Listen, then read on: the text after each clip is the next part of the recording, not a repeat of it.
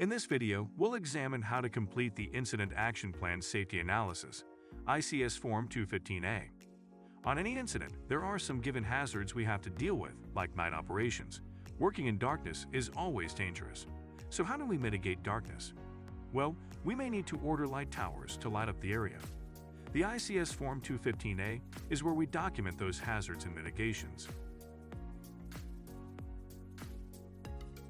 Blocks 1 through 4 are where we add our incident name, number, date and time prepared, and operational period. Let's start with Block 1. In our example, the incident has occurred at the Liberty County Fairgrounds, so we will use that as the incident name. The incident number here is the year, date, and initials for the Liberty County Fairgrounds LCF.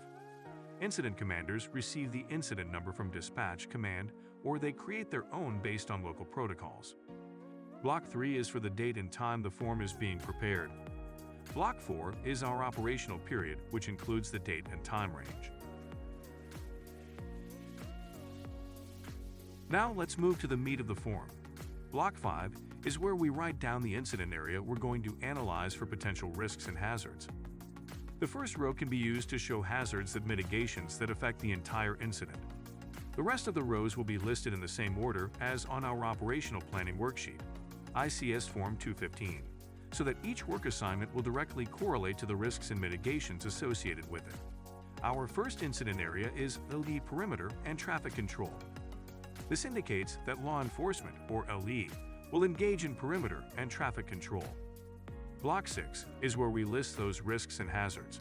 The safety officer thinks that potential hazards for the area include traffic, night conditions, weather, and physical health concerns. Since we're talking about law enforcement who might be standing outside of their cruisers directing traffic at nighttime and in bad weather, I think this list is acceptable. This information will help us develop a site safety plan if needed. Block 7 is where we write our plan for mitigating those hazards and risks. The safety officer is generally experienced and aware of rules and regulations that apply. To mitigate the danger, the safety officer wants all personnel involved in perimeter control to wear personal lights, reflective vests, and have their vehicle lights on. As for having to stand outside for a long time, the safety officer wants them drinking water, relieved for regular breaks, and wearing gear appropriate for the weather. All pretty standard stuff. Finally, Block 8. Here, 2 signatures are required, the safety officers and operations section chiefs. This is because they are both very much responsible for the folks out in the field. As such, the operations section chief needs to be part of the safety planning process, so no issues or mitigations are overlooked. Remember that this is a team effort, and they're there to help complete the mission in as safe a manner as possible. Should a safety officer not be able to mitigate safety concerns, another strategy and set of tactics will need to be drafted by the operations section chief. That's it for the Incident Action Plan Safety Analysis, ICS Form 215A.